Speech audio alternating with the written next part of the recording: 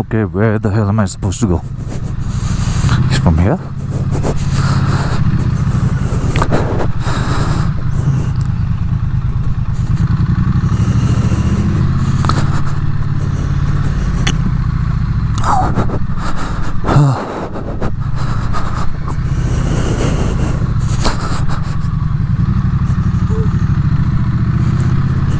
Good morning, guys. I am Abhinav, and this location, it's called Chitkul. It is in Himachal Pradesh, and it is the last village before the border with China.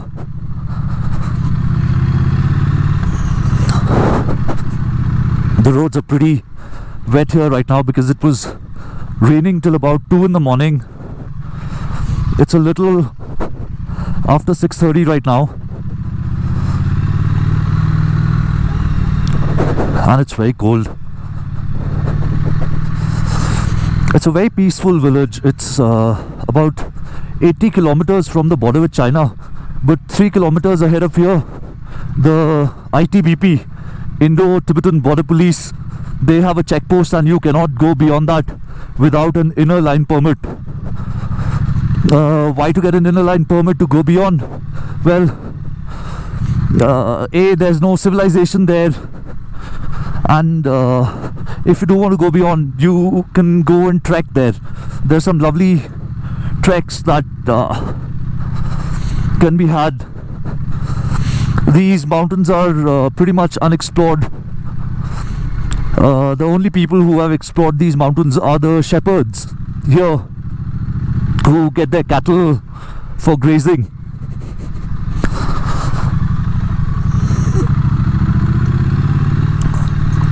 We've been here 3 days now. We came from Delhi. I came here along with 3 other friends of mine. Yudhvir, who's riding a BMW GS 1200 Rally Edition, and 2 other friends, Kunal and Amit, who are in an Isuzu pickup truck. There goes Yudhvir over there. So the ride today is a fairly long one, some 630 odd kilometers. We are headed back to Delhi. Oh, nice.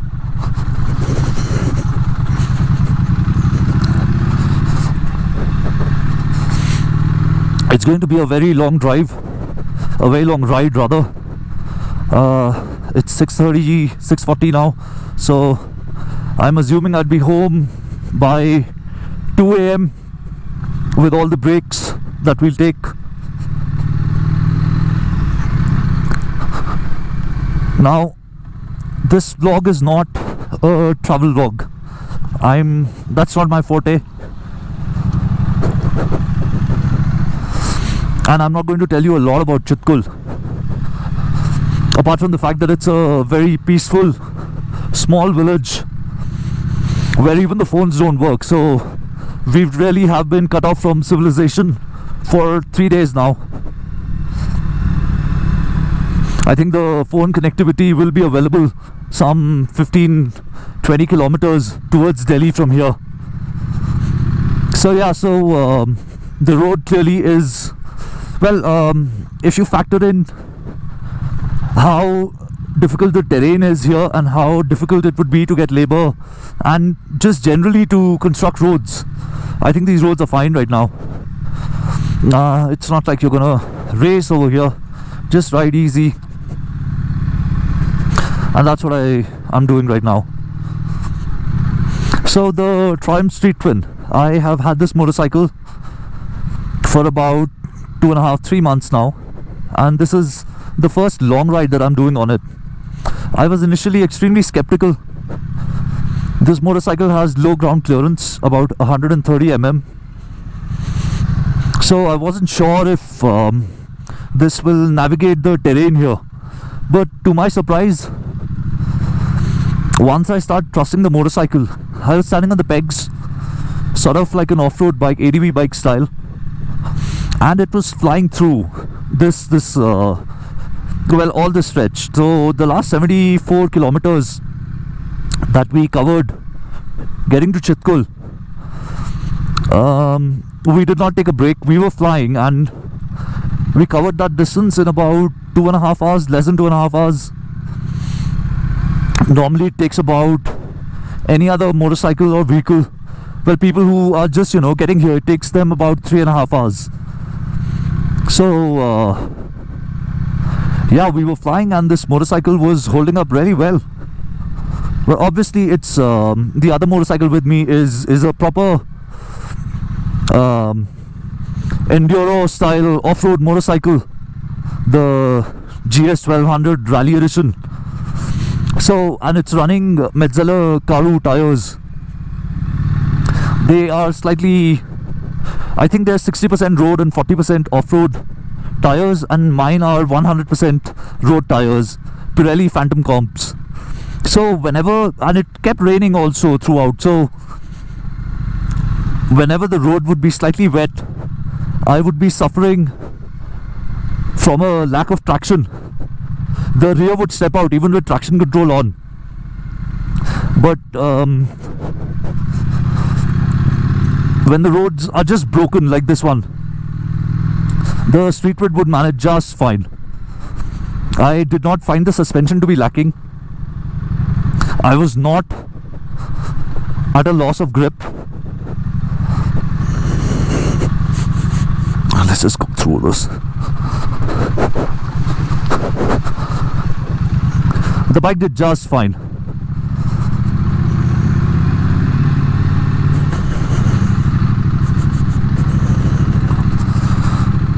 It has plenty of low down torque to climb up the mountains.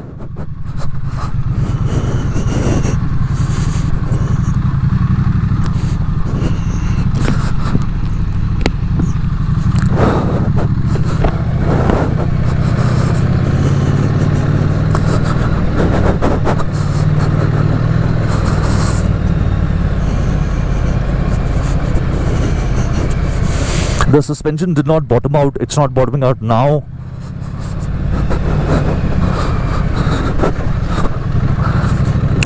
Because we were pushing it a lot, so I was also using my brakes a lot. I mostly only use the front brake, so I did have a bit of brake fade, but then I started using engine braking quite a lot. I changed my braking style, and yeah, the brakes felt fine too. The bike's been delivering decent fuel economy. I'm getting more than 20 kilometers to a liter, even in such terrain.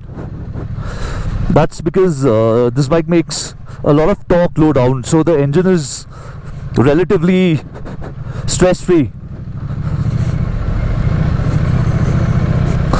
So I'm getting over 200 kilometers a tank full before I have to, stop for fuel. So yeah, so I believe this will be our next checkpoint, Sangla, which is about 21 kilometers from here. Since it's a very, very long journey, I'm not going to rush it. I plan to just ride very slow, very easy.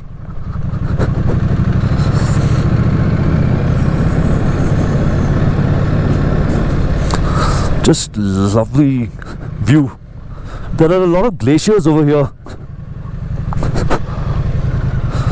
The snow is melting. It has, to a large extent. The resort where I was staying, Summer Resorts, the people there told me that October onwards it's going to start snowing again, but the road, it stays open till about November or so. That's when this place sort of shuts down. The locals also, they move to the lower regions. This place is at an altitude of about 11,500 feet, which is about the same as Leh, I believe. So it will take somebody about a day to acclimatize to this altitude. So when of the 4 guys, at least 3 had a bit of a headache and a heavy head after coming here, which went away in about half a day. We just slept it off and it did.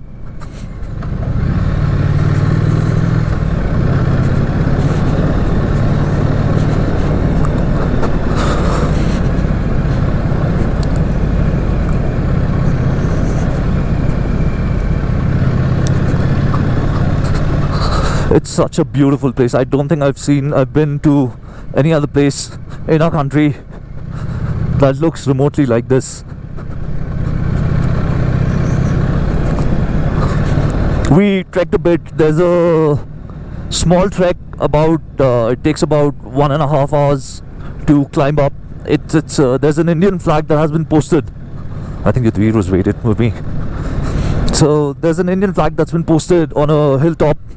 So we climbed to it, climbed up the wrong mountain, had to create our own path because the trail was completely lost. That was a lot of fun. The next day we tried to climb to something known as the Black Glacier here, which is probably a glacier that's made out of snow and mixed with a lot of mud, giving it its typical black color. However, that was a 6-hour long trek, just the way up. And one of my friends, he started running out of breath. His legs were giving up, so we decided to not push it further, and we came back from halfway. So the point being, if somebody wants to come here and just sort of get away from everything for about 3-4 days, it's a perfect place to come to. There are loads and loads of streams over here because there are loads of glaciers over here. The water is pure, filled with minerals, and just chilled and tasty. We had water from the streams here. It's bottled water doesn't taste that good.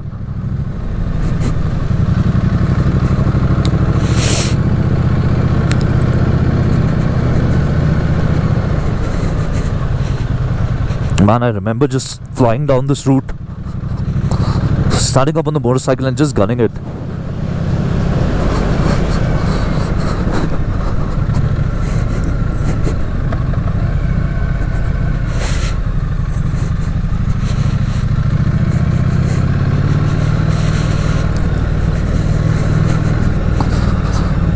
So a bit about the street twin then. Let's see, how much have I covered. I've done 2,746 kilometers on this motorcycle since the day I bought it, of which on this trip I have covered 658 kilometers so far. So I'm in a decent position, I would say, to give you my feedback on how this motorcycle fares. In the city, this is a very easy motorcycle to ride. It's not intimidating at all because it has ride by wire. The throttle doesn't feel very urgent, picks up pace easily till the time you don't really ring the throttle. It doesn't show a lot of urgency, so to some it can also feel a bit boring.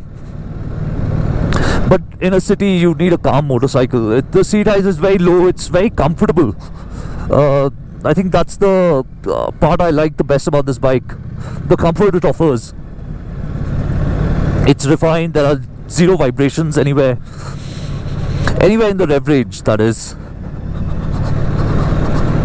So if you're cruising on the highway at 120 kilometers an hour and you overtake a vehicle, just open up the throttle in the 5th gear. This is a 5-speed gearbox. Just open up the throttle in the 5th gear and this motorcycle quickly just gets to 160 without any drama. No vibrations, nothing. It started to feel cold again, so I put the lid down.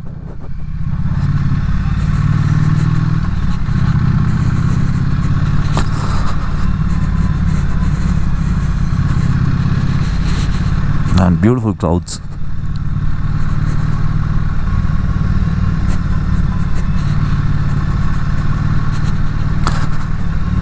This area is just mountains and mountains and mountains, and most of these mountains are still covered with snow. It has melted off mostly, but you can see streams of a lot of snow that has melted and is now transformed into streams flowing down. Every other peak over here. Okay, back to the motorcycle. I'm sorry I keep shuffling between the bike and this place, even though I said I won't talk about this place. Okay, so this motorcycle is very comfortable in the city. The seat height is extremely low. You don't have to reach a lot for the handlebars, even though they are slightly flattish. The pegs, they are not right under you like the Royal Enfield Interceptor. They're slightly rear set, not very, just ever so slightly, which makes for a very comfortable bike. So even after doing 600 odd kilometers on day one, we just weren't tired. The BMW definitely is not tiring. I could easily match pace with the BMW. While doing the Delhi Chandigarh stretch, there were times when we had decided that we will keep our average speed low. We will try and only do about 110 kilometers an hour on the highway. But well, we all got a little enthusiastic and were doing 150, 160 kilometers an hour. And yeah, the Street Twin managed just fine. We had a friend who was accompanying us till midway. He was on Triumph Street 66675, and this relaxed motorcycle could keep pace with the two of them.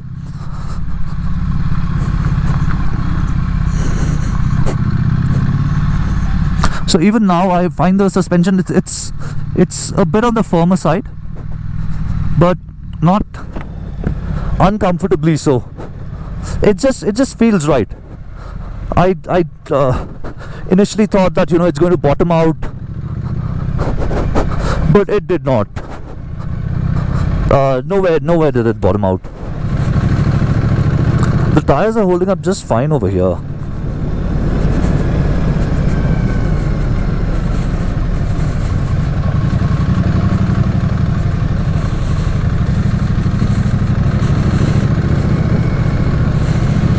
Maybe once I wear these tires off, which will take me at least a year, that's for sure, maybe more, I'll put a set of semi knobbies on it, just so that I get a bit more grip off-road. I don't intend to ride this bike fast on the highway, even though I did while coming here quite a fair bit, but I'd rather be enjoying a lot of grip on such terrain, which would come easily with knobby tires, than have outright grip on the highways where I really shouldn't be going that fast anyway. Oh, there's another little thing that I would like to mention.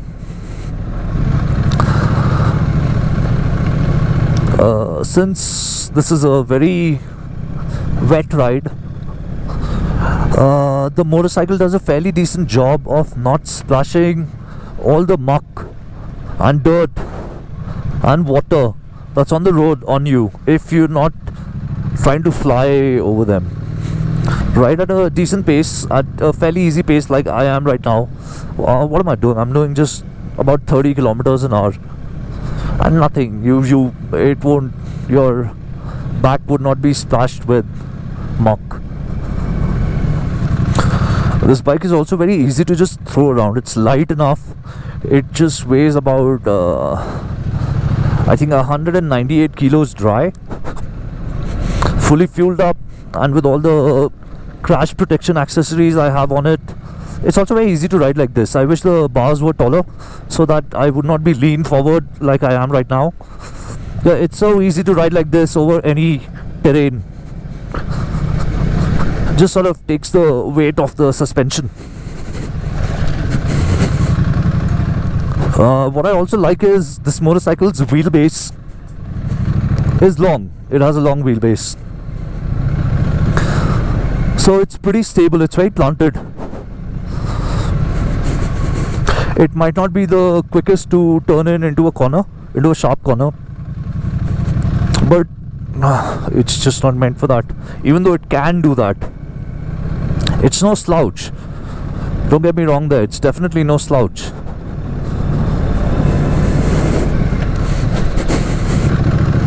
See, I just stood up and it just took that big pothole easily.